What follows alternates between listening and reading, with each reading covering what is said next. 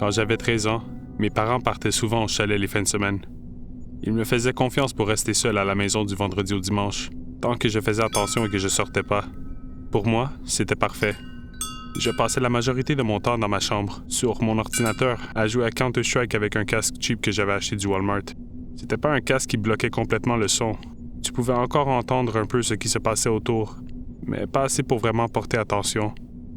Une fois que j'étais dans une partie, j'étais complètement dedans. Le reste de la maison n'existait plus vraiment. À un moment, après plusieurs heures à jouer, j'ai pris une pause pour aller aux toilettes.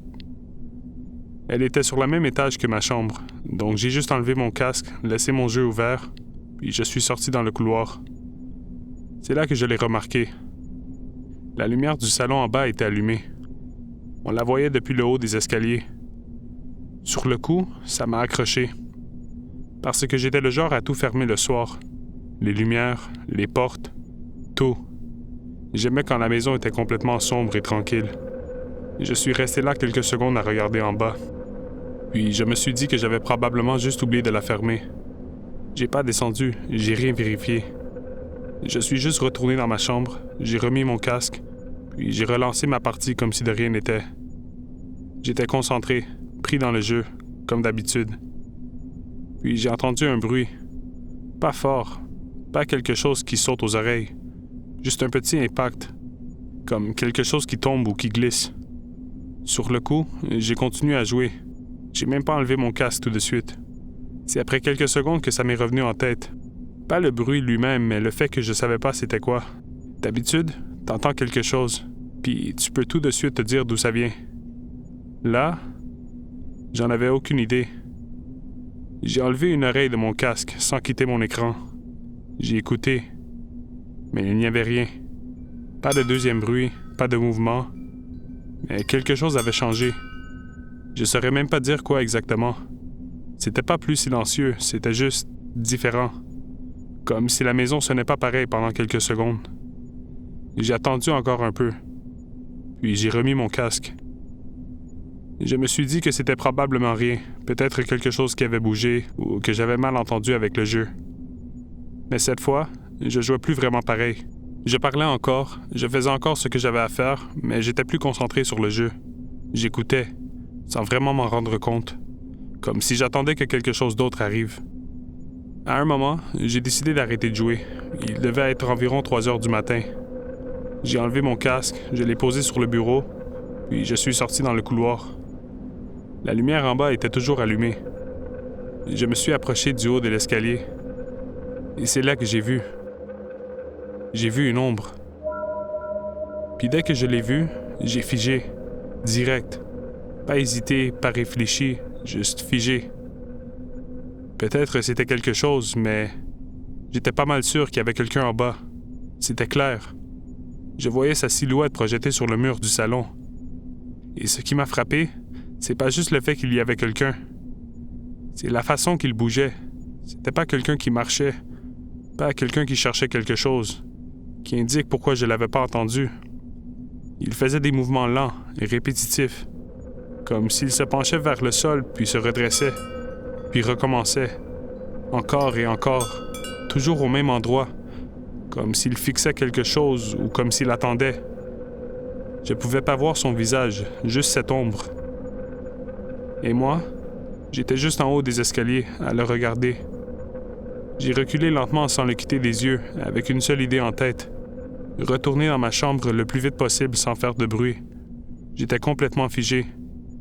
Et dès que j'ai franchi la porte, je l'ai refermée derrière moi et j'ai tourné la clé. J'ai attrapé mon téléphone avec les mains qui tremblaient et j'ai composé le 911. En essayant de parler le plus bas possible, en expliquant qu'il y avait quelqu'un dans la maison et que j'étais seul, enfermé dans ma chambre.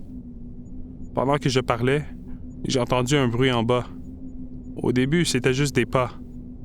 Puis ils l'ont accéléré, des pas lourds, rapides, qui montaient directement les escaliers vers moi. J'ai regardé la porte, complètement figé. J'avais tellement peur. Puis ça a frappé. Puis un autre. La poignée s'est mise à bouger pendant qu'il cognait de plus en plus fort. Et là, il a commencé à crier à pleine force. Il me disait d'ouvrir la porte, qu'il savait que j'étais là, que ça servait à rien de me cacher. Sa voix était paniquée, mais agressive en même temps. J'ai commencé à crier par-dessus lui que j'avais appelé la police, que j'étais déjà en ligne avec eux depuis plusieurs minutes et qu'il arrivait.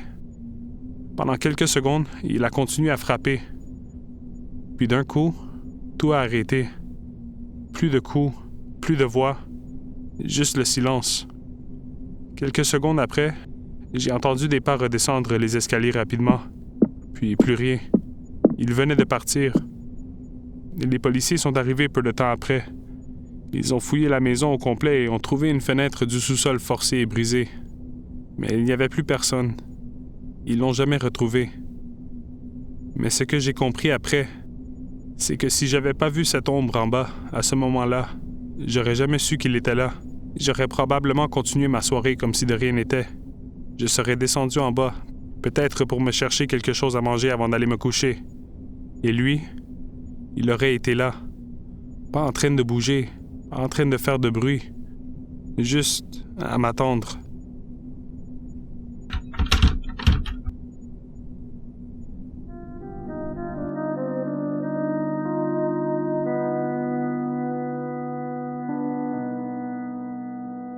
Je travaille comme camionneur, puis la plupart de mes journées finissent tard. Souvent autour de 1h du matin. Je vis seul, donc quand je rentre, la maison est toujours vide. C'est devenu une routine pour moi. Conduire pendant des heures, revenir quand tout le monde dort, puis me faire quelque chose à manger avant d'aller me coucher. Cette nuit-là, tout était pareil, la même routine. Les rues étaient vides et le quartier complètement calme. C'était le genre d'endroit où tu te poses même pas de questions, où les gens laissent parfois leur voiture débarrée sans vraiment y penser. Je suis arrivé chez moi, j'ai stationné, et je suis allé vers la porte d'entrée. C'est là que je l'ai remarquée. Elle n'était pas complètement fermée, juste légèrement entr'ouverte. Sur le coup, je me suis arrêté. Pas longtemps, juste assez pour me dire que c'était pas normal. Mais en même temps, je savais comment j'étais. Ça m'arrivait de partir vite, de pas toujours faire attention aux petits détails. Je me suis dit que j'avais probablement mal fermé la porte en partant, puis qu'avec le vent, elle avait juste bougé un peu. C'était pas le genre de quartier où tu penses directement au pire. Alors j'ai poussé la porte, puis je suis rentré. J'ai refermé la porte derrière moi, puis je suis allé directement dans la cuisine. Rien avait l'air déplacé, tout était comme d'habitude. Ce qui m'a un peu rassuré sur le moment. J'ai ouvert le frigo, pris quelque chose de rapide, puis je l'ai mis dans le micro-ondes. Pendant que ça chauffait, je suis resté appuyé sur le comptoir, les yeux fixés sur le temps qui descendait, en pensant à ma journée comme la plupart des gens font en rentrant tard. C'est là que je l'ai entendu. Un son bref venant d'en haut, de l'étage supérieur. Un téléphone. Pas fort, mais assez distinct pour que je le reconnaisse immédiatement. C'était le genre de son que t'entends tous les jours. Un iPhone qui sonne. Ça a duré 2 sonneries, peut-être 3. Puis ça s'est arrêté d'un coup, comme si quelqu'un avait fermé la sonnerie rapidement pour pas attirer l'attention.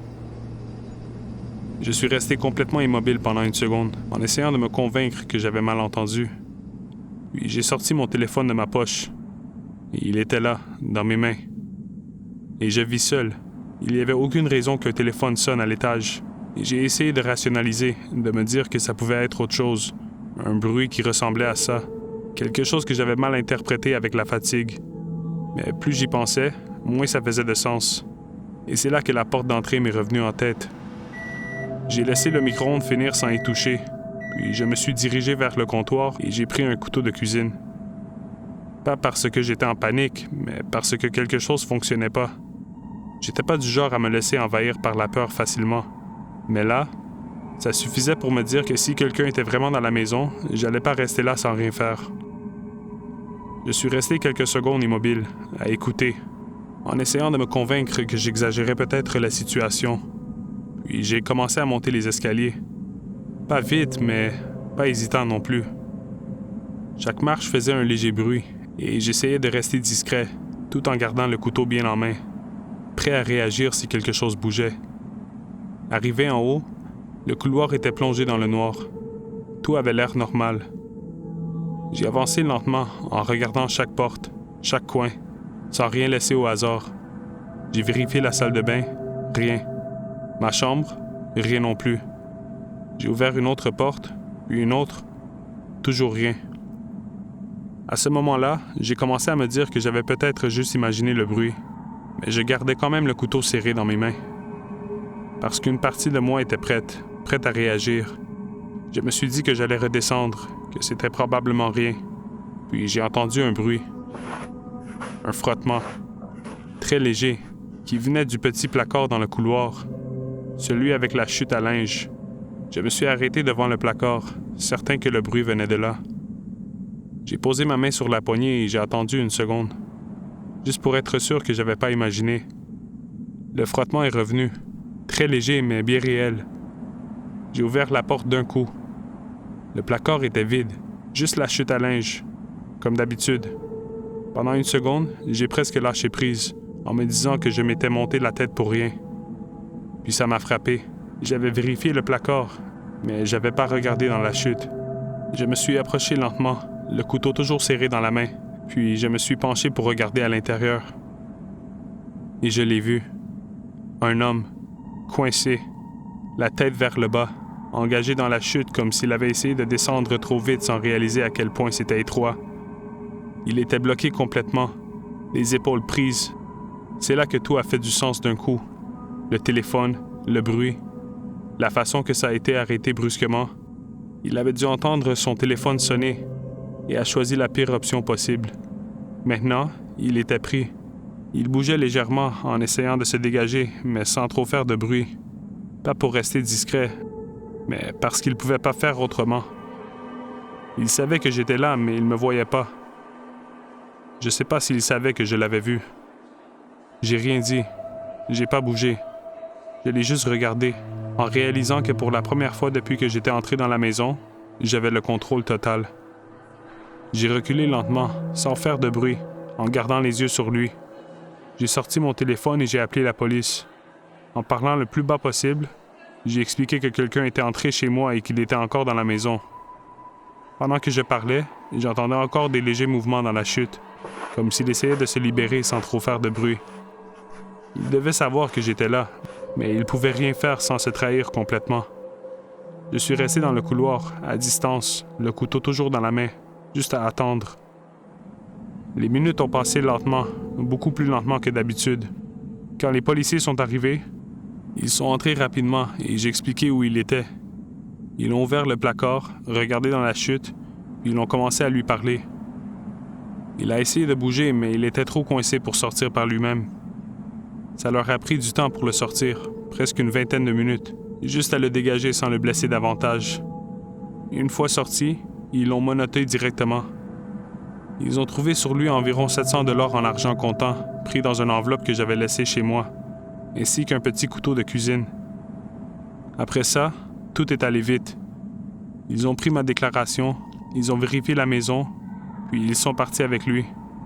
Et moi, je suis resté là, seul, dans une maison qui avait l'air exactement comme avant, mais qui sonnait plus du tout pareil, parce que la seule chose à laquelle je pensais, c'était à quel point j'étais passé proche de pas remarquer. La porte, le téléphone, le bruit. Si j'avais ignoré juste un de ces détails-là, si j'avais décidé de monter me coucher, il aurait été là, dans la maison, avec moi.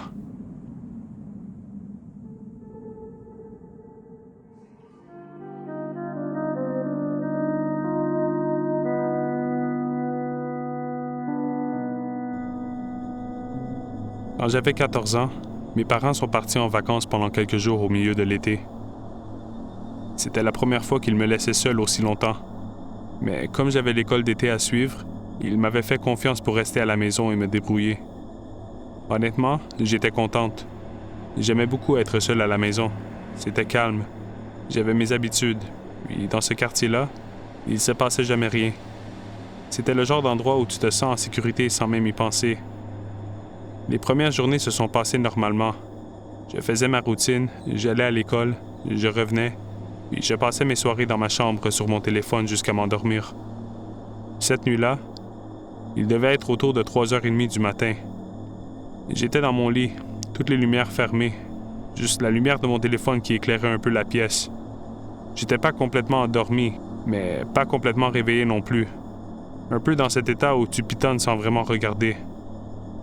Je me rappelle que la maison était complètement silencieuse. Le genre de silence normal quand tout le monde dort.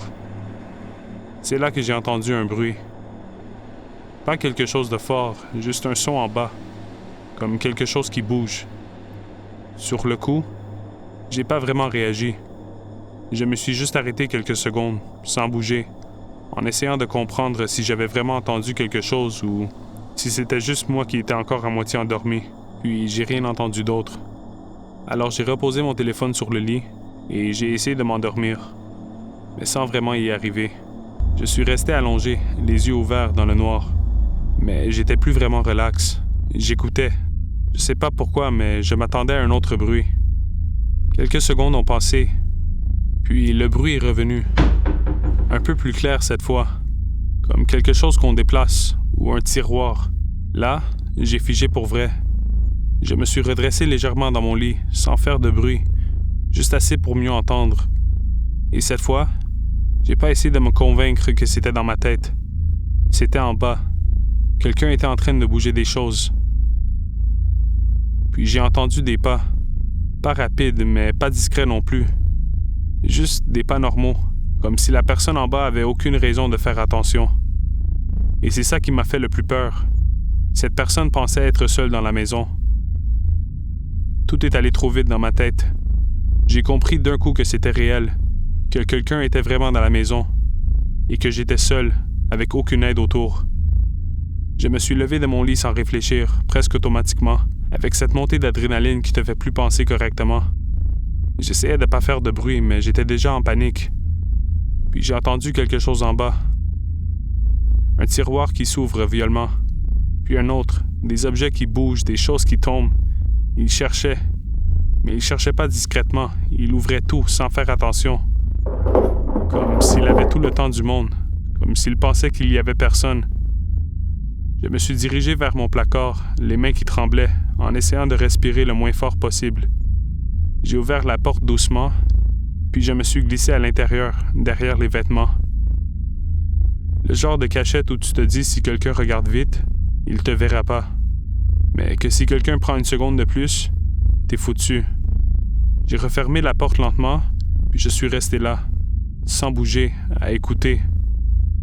Les bruits en bas ont continué encore quelques secondes. Puis ils ont changé. Des pas plus proches, plus lourds. Ils venaient de prendre les escaliers, vers moi. Les marches ont craqué une à une pendant qu'ils montaient. Arrivé en haut, il s'est pas arrêté. Il s'est mis à ouvrir des portes, une après l'autre, sans hésiter, sans ralentir.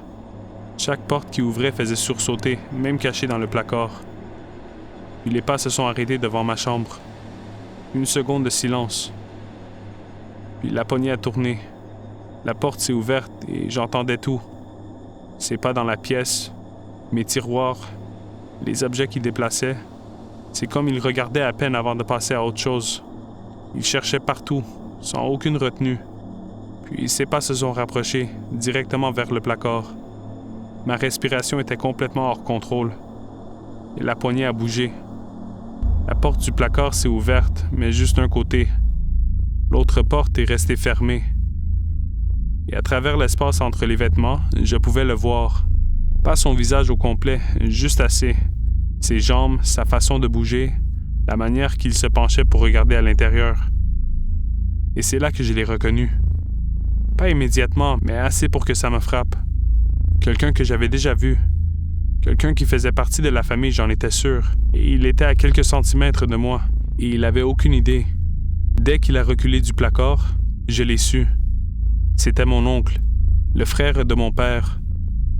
Je suis resté figé pendant qu'il sortait de la pièce, puis j'ai écouté ses pas s'éloigner dans le couloir, descendre les escaliers et traverser le rez-de-chaussée. Quelques secondes plus tard, la porte d'entrée a claqué. Et tout est redevenu silencieux. J'ai attendu longtemps avant de sortir, même après être certaine qu'il était parti. J'osais pas bouger. Quand j'ai finalement pris mon téléphone, j'ai appelé la police en tremblant, en essayant d'expliquer qu'il y avait quelqu'un dans la maison et que je venais de le voir. Ils sont arrivés rapidement, ont fouillé partout, puis ont pris ma déclaration. Tout ce que j'arrêtais pas de me demander, c'était simple. Qu'est-ce que mon oncle faisait chez moi à 3h30 du matin? Mes parents sont revenus dès qu'ils ont appris ce qui s'était passé. Mon père était en choc puis en colère. J'ai appris après qu'ils ne s'étaient pas parlé depuis des années à cause d'un conflit d'affaires qui avait complètement détruit leur relation. Et depuis ce temps-là, mon oncle avait sombré.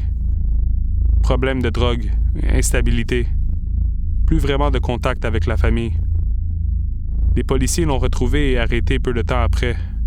Ils ont aussi confirmé comment il était entré. Ils connaissaient l'endroit exact où mes parents cachaient une clé de secours, sous une roche dans le jardin, ce qui veut dire qu'ils savaient. Ils savaient que la maison serait vide, qu'il l'avait probablement surveillée, attendu le bon moment, et qu'il était entré en pensant être complètement seul. Et je ne saurais jamais ce qu'il y aurait fait s'il m'aurait vu.